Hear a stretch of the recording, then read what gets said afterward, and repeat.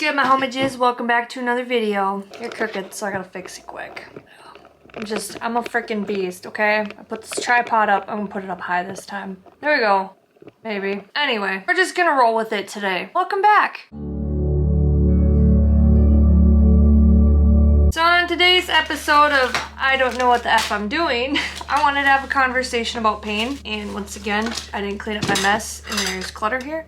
I can't focus with clutter in the way. But I have this pondering in my mind and I've been thinking about this. And the reason I'm thinking about pain, I mentioned this in my tattoo video. I recently filmed a vlog. It was the last video I posted and I went to get sessions. Sorry, this light flickering is driving me crazy. Hang on. That was absolutely distracting. I turned it off. So I really got to get that fixed. Now, the reason I wanted to touch on the topic of pain is because I recently just had a tattoo session. For those of you who are new to my channel, my name's Tyler. I'm a self-taught artist. I got some wisdom packed inside my brain. 30 years young. By the time you watch this, I'll be 31. Yeah, we're getting up there. Gaining wisdom and wrinkles. It's great. But I recently had sessions 2 and 3 of my back tattoo. It's like a big piece. It's a huge project. I think it's gonna take like 5 or 6 sessions to complete. We'll see when it's done. I've been traveling to Monona, Wisconsin. It's by Milwaukee. And if you ever had a tattoo and you know that they're a little bit painful, and it depends on who you talk to. It depends on the pressure point, the spot. It depends on who you are as a person. It doesn't feel great. Some people like tattoos because they're crazy like that, but they're obsessed with the pain is what I'm trying to say. So they're a little nuts, in my opinion. But we listen and we don't judge most of the time. But to get to my point, I was thinking about pain on the way to my tattoo session, and the reason I was thinking about that was because I've been doing hot yoga and I've been doing meditation. I like to do it at least once or twice a month. If I could do it, I would do toga. I would do yoga 3 times a week. I would do yoga probably 5 days a week if I really could. To get the true benefits, I probably would do 3 days a week. And I've been like having like this neck, there's a few points to this video, but I've been having like neck pain. And there's like a knot here and then in my shoulder blade, and it has to do with posture. And another one is stress. And after I do hot yoga, it's like the stress, the pressure is released. Jesus, I'm trying to get to a point here. The pressure is just released because I'm breathing. And you know, when you're doing yoga, if you've ever done yoga before and you're focusing on a move or a pose or just trying to get your body to stay in one spot and free from shaking, the one thing that, you know, my instructor always says is to make sure that you're breathing. If you're shaking or you're struggling, it's because you're not focused on your breath. You're not living in the moment. And a lot of times when we're anxious or we're stressed, we don't breathe. It's like very shallow breathing. And I get, like today I'm finding myself too, I need to do some sort of breathing exercise or whatever, but when I do yoga, I feel a lot better. Like I have all this pressure released and I feel like the weight of the world drops off of my shoulders and all of my stuff comes out through sweat. And there's like, a lot of times when you tense your body up, it's more painful. Like obviously have your form, you need to know what you're doing, you need to focus on your breath and let go a little bit. It's like focusing but letting go at the same time, if that makes any sense. There is a point to this video, I swear. But I was thinking about yoga and how when I don't breathe, I struggle, and it kind of has a lot to do in life. And this perception had me thinking about my tattoo sessions and kind of tattoos in general, because sometimes I get really bad anxiety and part of my body wants to freak out because I'm like overthinking about how bad it's gonna be. Like sometimes we set ourselves up, like, I don't know, if you're anything like me, if you've been through trauma or you've been through a lot of things in your life, you kind of mentally prepare yourself for it in some sort of way. Everybody's different. But I found myself mentally preparing myself for it, but then I was kind of starting to low-key freak out about it inside of my head in the car. And I had to remember to just breathe. I thought about yoga and how much when you're trying to do a pose or you're stretching your body, you know, you can't have stress on your body while you're doing those things. And in order to release tension, you need to breathe. And I realized this with tattoos too, because I was getting my back tattooed, which is a very sensitive spot. And I realized the more that I tensed my body and clenched my jaw or had the tongue at the roof of my mouth, it would hurt even more because my body was tense. And the reason why I thought about this was because I was thinking, you know, like when people get in a car accident and they say you're better off to get in a car accident when you're like belligerently drunk than if you are sober, because when you're sober, your reactivity is to tense up and like save yourself. That's your body's trauma response. It's just what you do internally. It's kind of like a reflex, you know? So I've noticed when I breathe and I focus on my breathing during a tattoo session, it doesn't hurt as bad. And I was thinking about how, you know, some people go to monk temples and they learn how to become a ninja warrior or whatever, and they go through a lot of stuff, like a lot of pain to get to like this level and this mindset of peace. And I think a lot of times with culture and society and kind of the world around us, we're so focused and so hyper fixated on what we think that society wants for us or what everybody else deems as admirable. And I felt like this kind of falling off more and more in my life, and this sense of, there's a lot of different points to this video, but I think that a lot of times the more that we brace ourselves for impact, the more it's going to affect us in a negative aspect. And I know this because I used to mentally prepare myself for the worst all the time. I still do it sometimes to mentally prepare myself, but I feel like the more that I deal with trauma and the more that I work through things, it's not as hard for me. And it took a long time, and I was kind of experimenting with this. I was in my hotel. I was a little bit hesitant to like see if I was going to share this part of my life, but if you're new to my channel, I feel like a broken record. My mom committed suicide in 2012, and I quit doing art for 8 years, and then when I started creating art again, it like ignited this whole healing journey. I was starting to get into healing, but like it just didn't feel like it was sticking. And I was thinking a lot about her death, and there's a lot of, like, it's been 12 years now, and I was really thinking about this, and I was like, God, like, what is unhealed in me? Like, I still miss her and stuff, and there's times where things are really painful, but I was like, God, this is gonna be very deep and very vulnerable. But I had this realization. I was sitting in my hotel room after my first session, because I did a Saturday, Sunday back-to-back session. That's how I do it, because I travel 3.5 hours, because that's how far away the tattoo shop is from my house. I might get choked up talking about this, but I think that tears are a beautiful thing. But I was thinking, God, you know, like, what am I hanging on to? And I was doom scrolling on my phone, because, like, what else am I going to do in a hotel room but sit there and stare at a freaking wall, you know? And I allowed myself, like, 20 minutes or whatever to just scroll on social media. And there was this video that came across my screen, and it wasn't even talking about my situation. It was more so in romantic relationships, but basically what the guy said on there was, say to yourself, it wasn't my fault.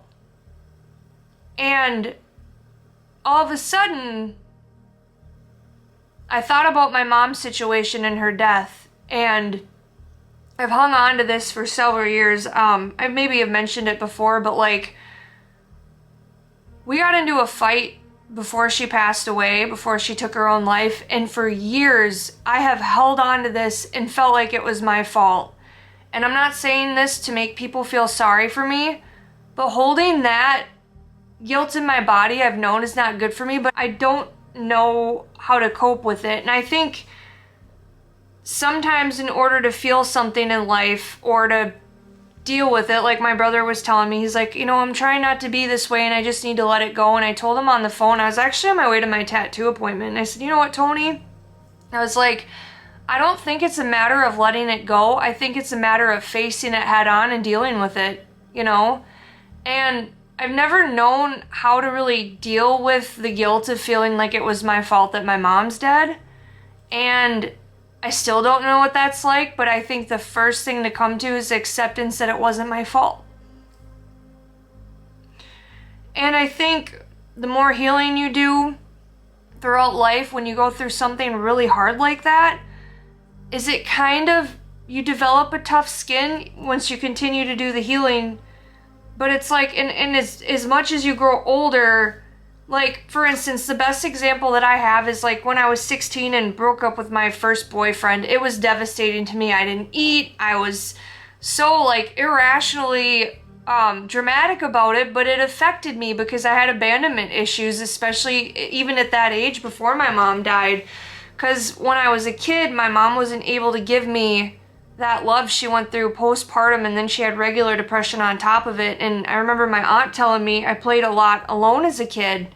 And it's not to say my mom was a bad person. I know that she did the best with what she had, and I love that woman till the ends of the earth, and I miss her like crazy, and I don't have anything bad to say about my mom. She is a fucking good human being, and I think I had to go through all of those hard lessons in my 20s to get me where I'm at today, to be grateful, you know. And a lot of that was breathing through it. A lot of it was letting go. I had a control issue.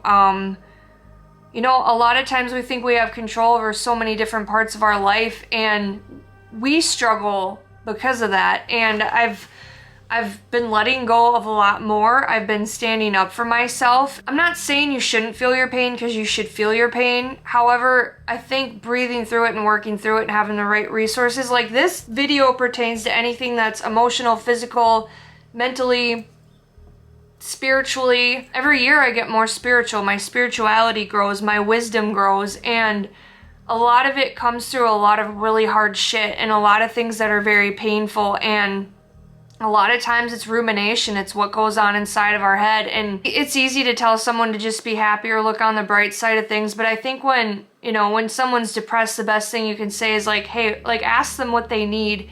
I think one of the worst things I've heard, and I've heard it time and time again, is, oh, just put a smile on your face, just be happy.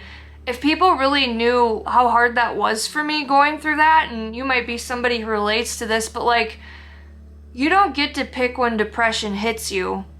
The only thing that you can choose to do is, what are you going to do about that? What are your healthy habits? What do you need to incorporate into your life? What do you maybe need to experiment with? Like, whether it's making sure you get 8 hours of sleep, drinking your water, trying to grow your self-love. It took me years to love myself. And I'm finally in a place in my life where I do love myself. And a lot of it came from being on my own, sitting with my pain, breathing through the pain. I'm still dealing with the repercussion 12 years later of feeling like it was my fault that my mom died. And I think that's why the people pleaser in me got a lot worse, was because I felt like I was a terrible person, and so I felt like standing up for myself was being mean, and so I just became a doormat and I let everybody in my life walk all over me. I gave myself away at everybody else's expense when I had nothing left to give. My cup was empty. Now I say no and I'm the bad guy, and I think I'm finally coming to a place in my life where I'm okay being the bad guy, because people's emotions aren't my problem. Like, what I choose to do is whatever, but like, that's my responsibility. But it's not my responsibility about how people feel about me saying no about something, because I know when someone says no to me, I respect it because I have respect. And I think what that opened up my eyes to see is that how many people in my life lacked respect for me in that manner, as far as like thinking I'm gonna drop everything and just run to something that wasn't even.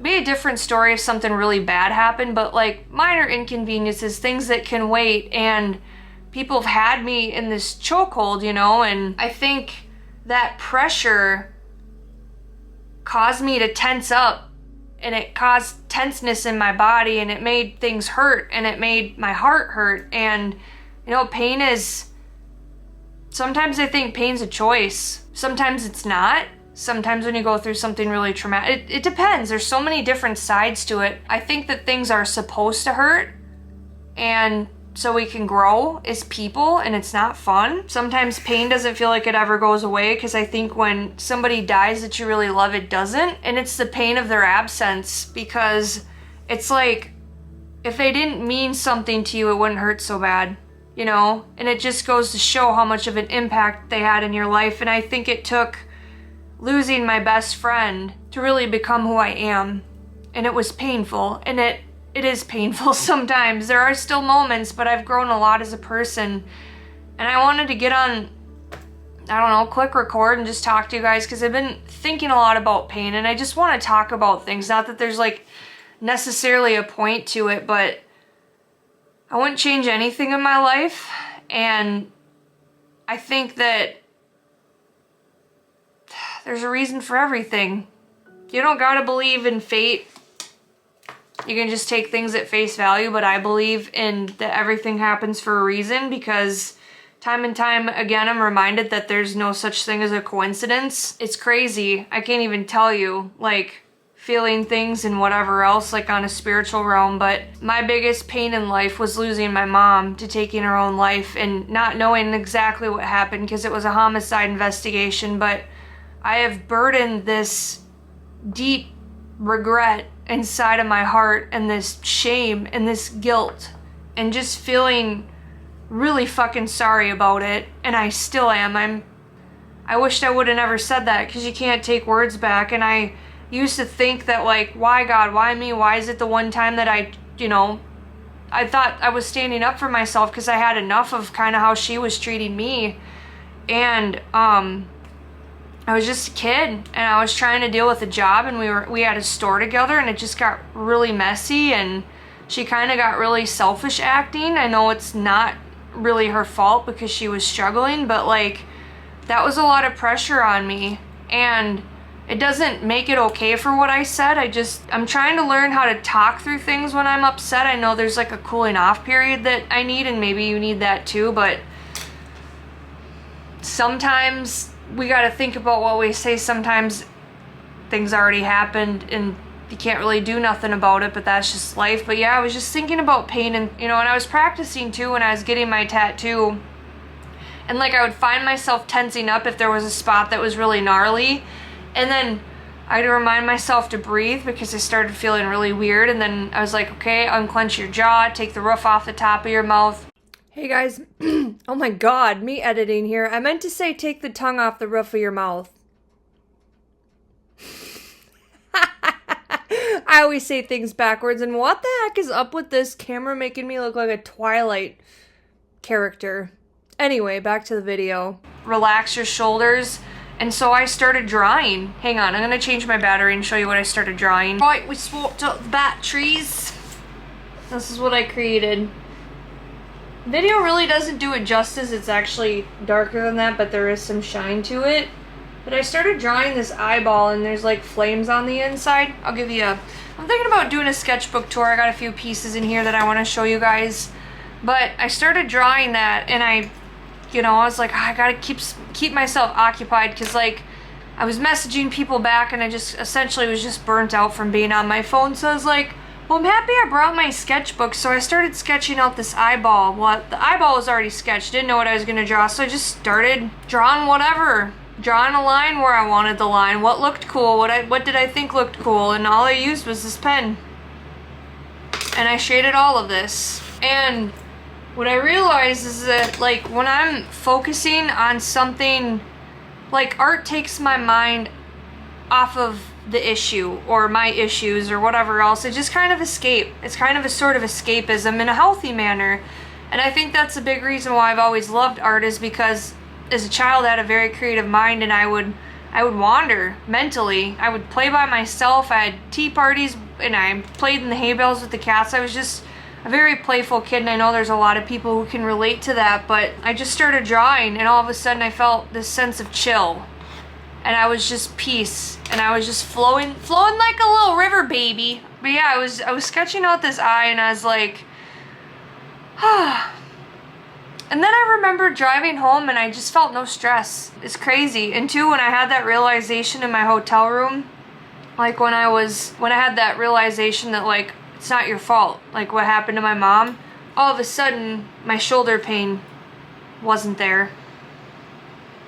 Because I acknowledged it, and then I cried a little bit, and I felt better. And I think a lot of pain in our body is our body's way of saying, like, hey, you're holding on to too much. And it's kind of like our little alert system. Like, I know I need to chill. It's very hard for me. I just made a bunch of candles today. I'm gonna be pouring a ton of batches of candles, but kind of trying to take it easy. It's the day after my tattoo appointment, but I don't know. I was thinking a lot about tension and pain, and pain sits in your subconscious or in your heart, or things from your childhood, or things that happened in the past, or how people treated you unkind. And I think sometimes all we really need to do in life is just breathe through it. Breathe it out. There's so many times in my life where I forced the current.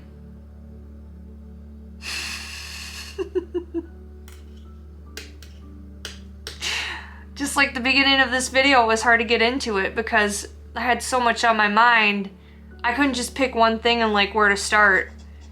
And I find myself a lot of times forcing the current, and I think a lot of the choices I've made lately, which I'll be sharing in the near future about, a lot of the choices I've made were standing up for myself and not accepting breadcrumbs, knowing my worth, having a voice for me. A lot of times I just want to be the nice person, and being nice really didn't get me anywhere. Like, obviously being kind is a good thing, but like just being nice and not saying how you really feel is not a good thing, I've learned. I've been speaking up a lot more. I've always been very blunt, but I'm hiding a lot less. My 7-layer dip is kind of becoming a lot less layers. I'm just becoming more me, and it's a beautiful thing. And I talk about this YouTube channel, and I went through the pain of growth on here. You can look back at my videos. I have over 300 videos that I posted, but it's like I went through the pain of why isn't anyone watching them? And I didn't want to be famous. I just was trying to escape my life. And I knew subconsciously what it was building. It was building my character and building me as a person. But the one thing that I didn't know throughout that pain, what all this journey has taught me, and one of the greatest lessons I have out of all of this, is my confidence grew. I'm a lot more confident in front of the camera. I'm confident in my choices. I've become more of an advocate for myself. I know what I want in a partner. I'm not going to settle for somebody that just because they like me. There's got to be more to it than that if you're going to spend 50 years with someone. Come on, Tyler. Wake up. Is anybody in there? Are you home? She doesn't even go here. But like, I don't know.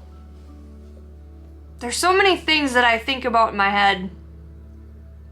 In this inner wisdom, so to speak. But I'm still my age, you know? I know these things. Sometimes I think you can know something and not know how, is what I'm trying to say. Until like years later. Like I talk about like gratitude. I've always known gratitude, and I've said I'm grateful for things because I am, but like truly, genuinely feeling it. And the older I get, the more sappy I get about Mother Earth and how much I love Earth. And there's so many people who are, what's the word for it? Selfish. I used to be one of them. Like, I've always liked nature, but I think I had to go through the pain and suffering of being locked indoors and having to work a 9 to 5. There's like a trade-off, right? Like, you're not grateful for something, and then God or the universe, whatever you believe in, I believe in God, but he'll send you through these trials and tribulations. And I went through like all of these stupid places, and I had to get to this high level of stress to get into like meditation and yoga and getting outside and doing all these healthy things for myself in order to truly appreciate it. I had to push myself to my breaking point in order to appreciate the things that seem like they're simple. They're simple things. They have high value though. They're simplistic, high value things. There's such a high price tag on nature. You can't put a price on it. It's peaceful, it's liberating, and I feel like the older I get, the more I want to spend more time outdoors. Growing up as a kid, I played outside a lot, but I was very hermitish, and I'd stay in the house even though I lived in the country.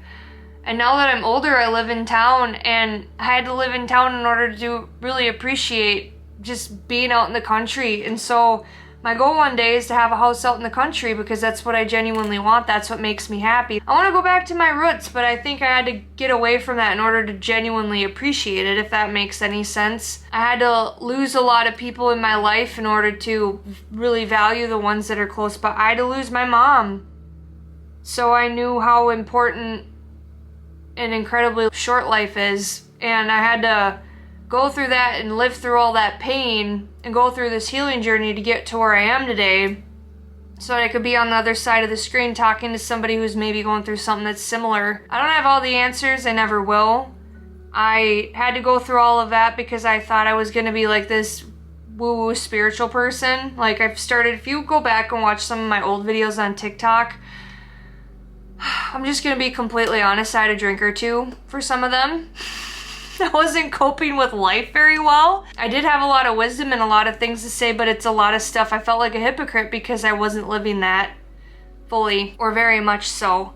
I know that that's totally spilling the beans on myself, but I was. I'd have 1 or 2 drinks because I wouldn't feel so much pressure to perform in a certain way, you know? And it took the edge off, and now I'm authentically myself, and I had to go through this growth period of this year and a half on this YouTube journey to really learn who I am as a person and who I want to portray myself to be on the other side of the camera without any filters, without trying to hide who I am.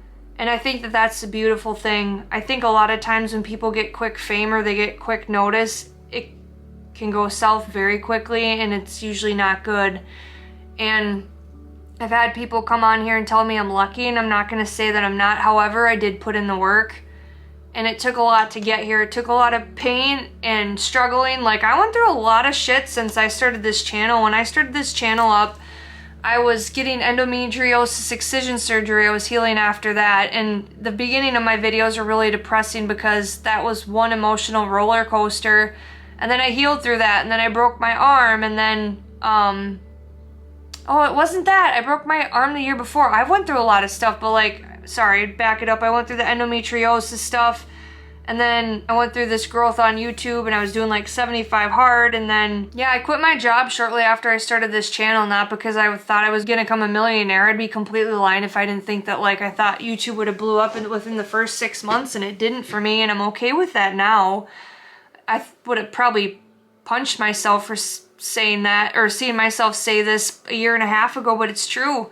I had to go through all those trials and tribulations and become a better filmer, a better vlogger, how I'm going to portray myself, how I'm going to get to a point, how I'm going to tell a story, I want to show people my life and the beautiful moments and the pretty things, and just kind of feel it out.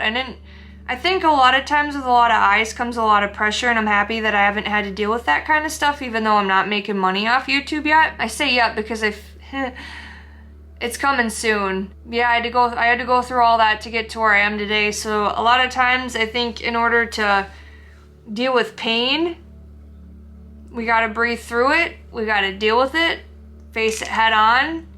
And I feel like there's so many times in my life where I've braced myself for impact where I wasn't able to enjoy it when something good happened. You know what I mean? And it's not saying don't guard your heart or whatever, because I feel like that's important. However, I think that I isolated myself to a point where I didn't trust anybody, and I didn't let anybody in, and I didn't understand why things weren't working for me, and now I do. My eyes are open. So yeah, that's my tidbit on pain.